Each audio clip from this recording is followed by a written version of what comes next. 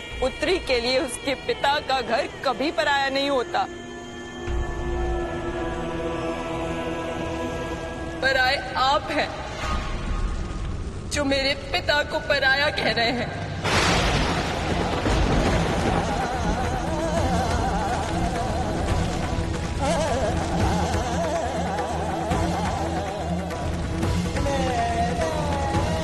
नहीं सती, मैंने कभी भी तुम्हारे पिता प्रजापति दक्ष को पराया नहीं समझा,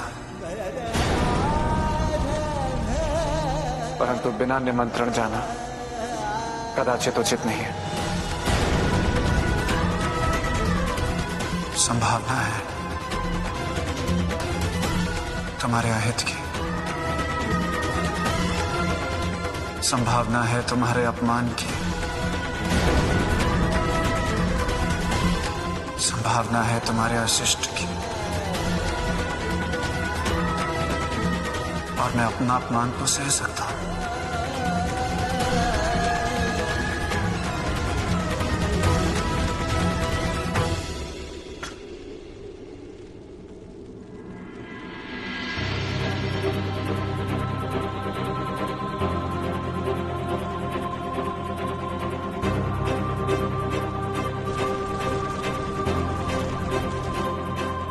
परंतु तुम्हारा अपमान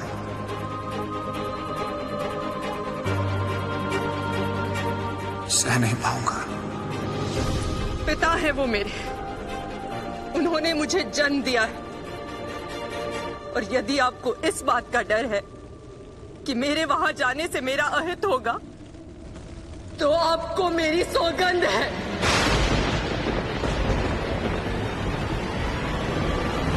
मेरा अनिष्ट होने के पश्चात भी आप वहां नहीं आएंगे।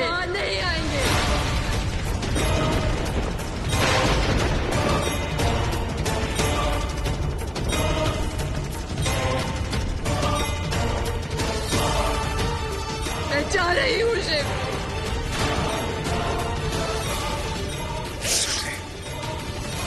मुझे रोकने की चेष्टा भी मत कीजिएगा।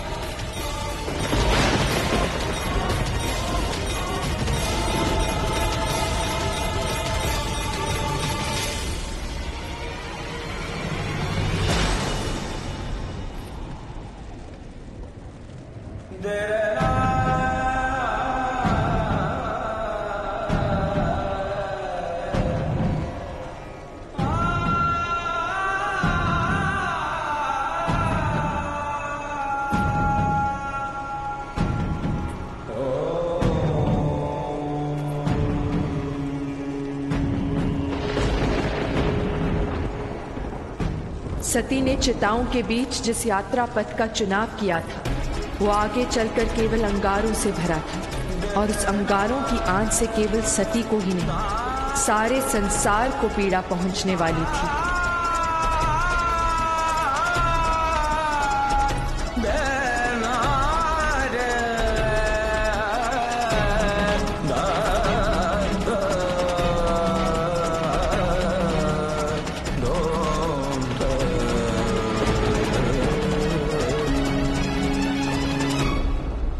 तुमने अपने सौगंध पाश में बांधकर मुझे विवश कर दिया है सती। नंदी, सती के साथ जाओ।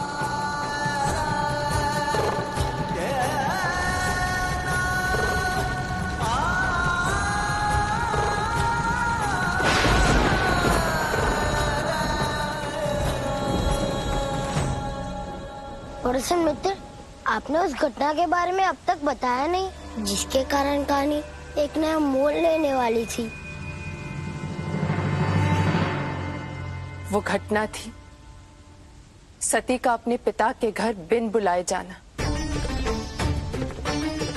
एक पुत्री के अपने पिता के घर जाने के लिए निमंत्रण की क्या आवश्यकता? यहाँ आवश्यकता थी क्योंकि सती के पिता प्रजापति दक्ष ये भूल गए थे कि सती उन्हीं की पुत्री है। उनका संबंध अहंकार और अहंकार से उपजे प्रतिशोध से था।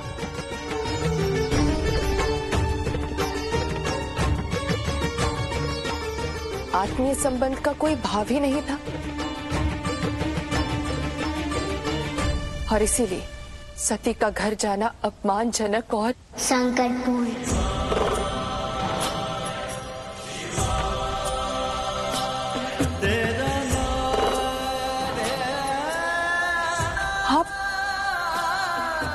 आपको कैसे पता कि सती पर संकट आने वाला था?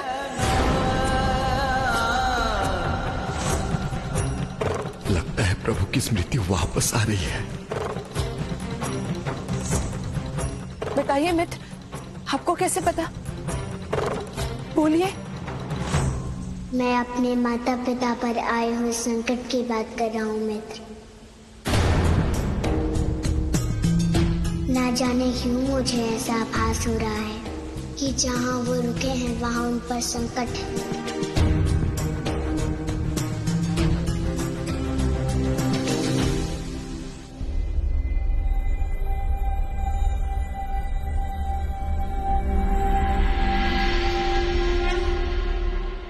एक बार मंदिर के बाहर अपने पग धर ले अनुसुईया, फिर इस धरा पर पग धरने की तुम्हें आवश्यकता नहीं होगी। ये वचन है तुम्हारे काल का। देवी, स्वच्छता का कार्य तो लगभग पूर्ण हुआ। अब मैं बाहर जाकर देखता हूं। यदि आसपास कोई गांव हुआ तो ग्रामीणों से आग्रह करूंगा कि आकर इस पुरातन मंदिर का जीर्णोद्धार करें और यहाँ पर विराजे नारायण की पूजा अर्चना पुनः प्रारंभ करें। उचित विचार है ऋषिवर। आप जाइए, तब तक मैं यहीं विश्राम करती हूँ। अभी आया देवी।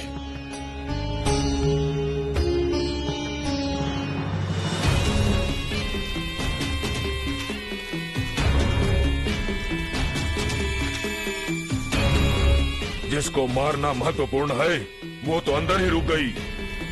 अब क्या करूं? तो जो बाहर आया है उसका ही वध कर देता हूं। पति को संकट में देखेगी तो आएगी ही बाहर और बन जाएगी मेरी आखेट सहजता से।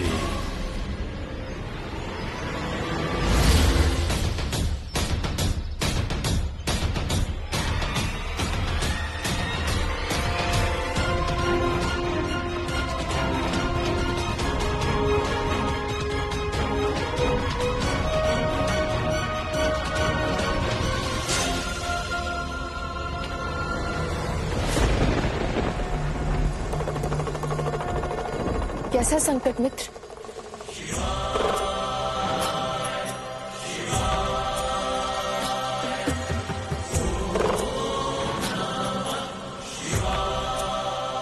क्या हुआ मित्र, मुस्कुरा रहे हो? संकट टल गया क्या? नहीं मूड, संकट टला नहीं है। फिर संकट ही संकट में घिर गया। अर्थात जो मेरे माता पिता पर संकट बनकर आया था, अब उसी पर संकट आ गया है मित्र।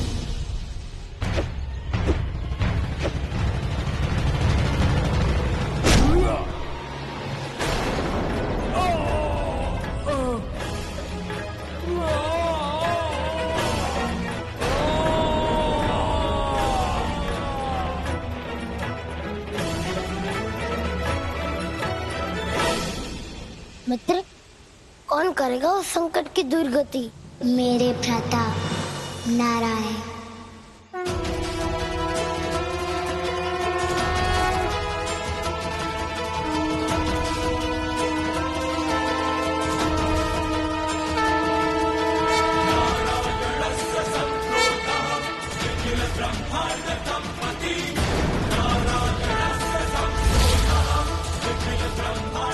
नारायण?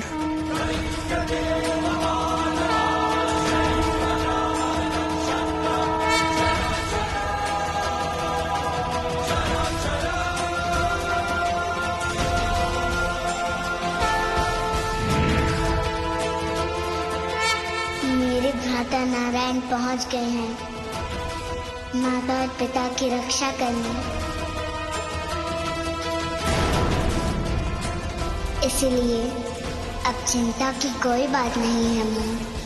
परंतु एक बात बताओ मित्र, तुम्हें सब बैठे बैठे देख कैसे रहे हो?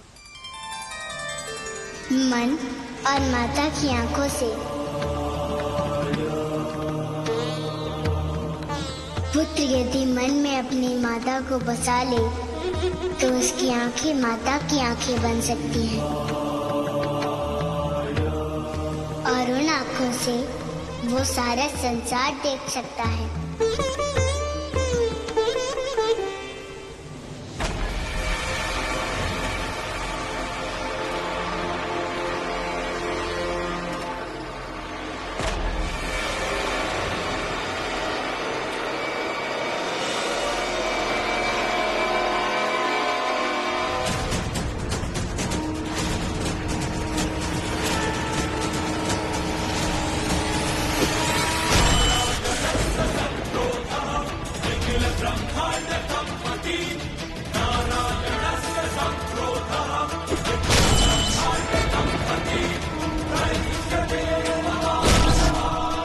देवी, मैं तो ये देखकर हतप्रभ हूं कि हमारे छोटे से नन्हे नारायण साक्षात हरि विष्णु की भांति युद्ध कर रहे हैं। मैं भी आश्चर्यचकित हूँ ऋषिवर। किंतु इस आश्चर्य के साथ साथ एक परम सत्य का भी बोध हुआ है देवी। कैसा सत्य? देवी, भले इन्हें ज्ञात हो ना हो, किंतु इनकी अदृश्य प्रचंड शक्तियां तो सदैव इनके साथ ही रहती हैं और इसीलिए शिव की भांति ही इनकी शक्ति भी जागृत हो गई। और देखिए, इस विशाल का एक राक्षस की कैसी दुर्गति बना रहे हैं नारायण।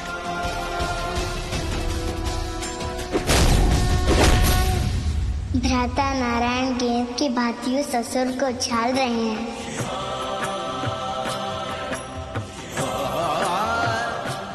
इसका अर्थ है नारायण की भी स्मृति वापस आ रही है, तो महादेव और ब्रह्मदेव की भी स्मृति अब अवश्य वापस आएगी।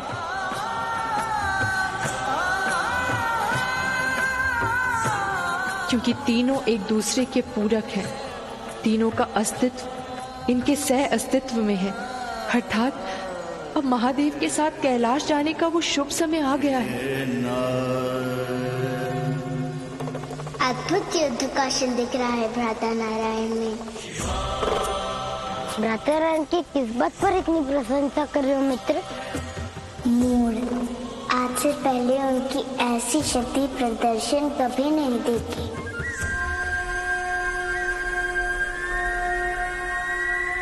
प्रभु, क्या आपके भ्राता नारायण बड़े हो गए हैं?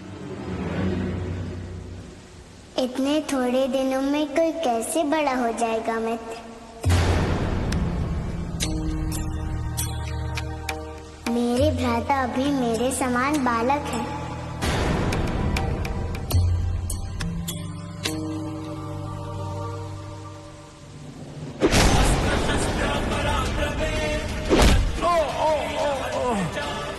ऋषिवर, मुझे एक बात समझ में नहीं आ रही है।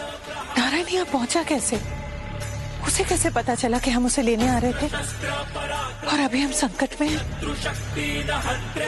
देवी, जब इस संसार के सामान्य से सामान्य बालक में भी ईश्वरी गुण होते हैं, सभी छोटे बालक देवतुल्य होते हैं, तो आपके पुत्र तो साक्षात त्रिदेव हैं देवी। त्रिकालदर्शी हैं ये। भूत, वर्तमान, भविष्य सभी के ज्ञाता है। तब इनसे कुछ छिपा भी कैसे रह सकता है देवी?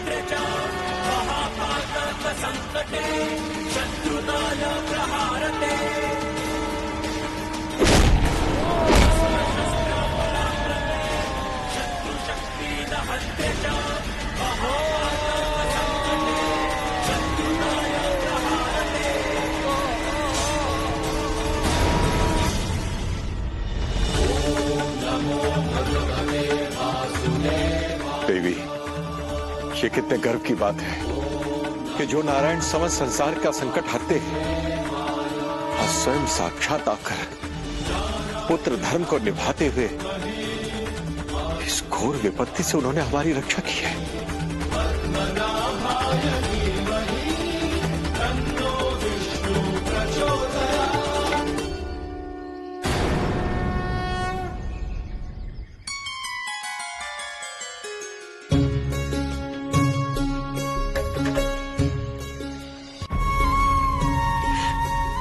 तू ठीक तो है ना?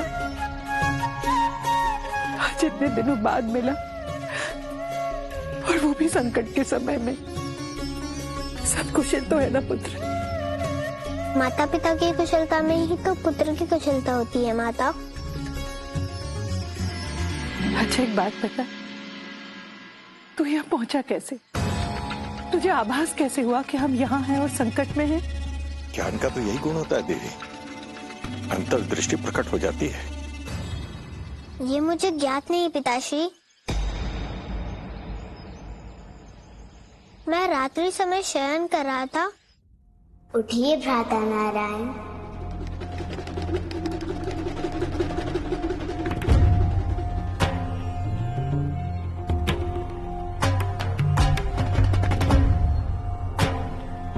भ्राता शिव आप यहाँ? हाँ भ्राता नारायण, मैं आपके पास एक विशेष प्रयोजन से आया हूँ। कहिए भ्राता शिव। हमारी माता का जीवन संकट में है, आपको उनकी रक्षा करनी होगी।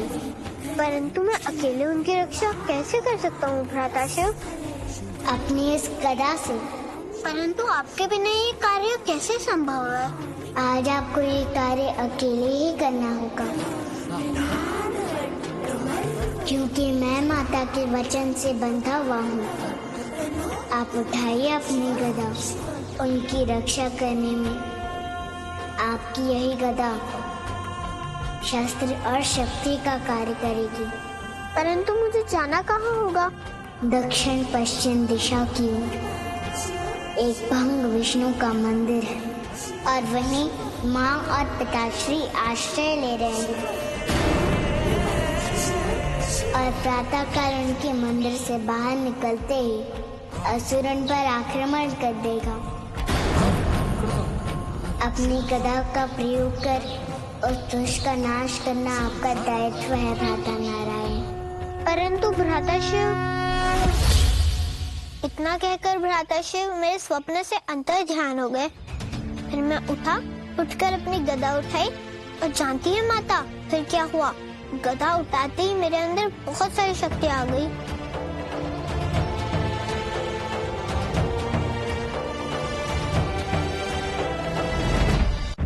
माता और पुत्र का ये अटूट संबंध देखकर आज मैं धन्य हो गया देवी।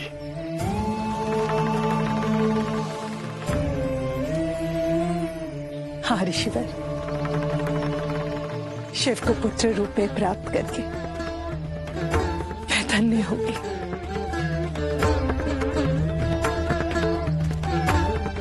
अच्छा ये बता, देव कैसा है? सकुशल है माता, और आप दोनों को देख के प्रसन्न हो जाएंगे। देवी, देव की प्रसन्नता के लिए हमें शीघ्र अगस्त मुनि के आश्रम पहुंचना होगा, और आश्रम तो हम तब पहुंचेंगे जब हम यहाँ से आगे की यात्रा प्रारंभ करेंगे। जी चलिए। आइए। मित्र, मेरे माता पिता पर आया हुआ संकट पूरी तरह से टल गया है, और दोनों भ्राता नारायण के साथ ऋषि अगस्त के आश्रम सकुशल और सुरक्षित पहुंच गए हैं। अब आप आगे की कथा प्रारंभ कीजिए। सती शिव की इच्छा के बिना अपने पिता दक्ष के घर यज्ञ में सम्मिलित होने निकल पड़ी थी।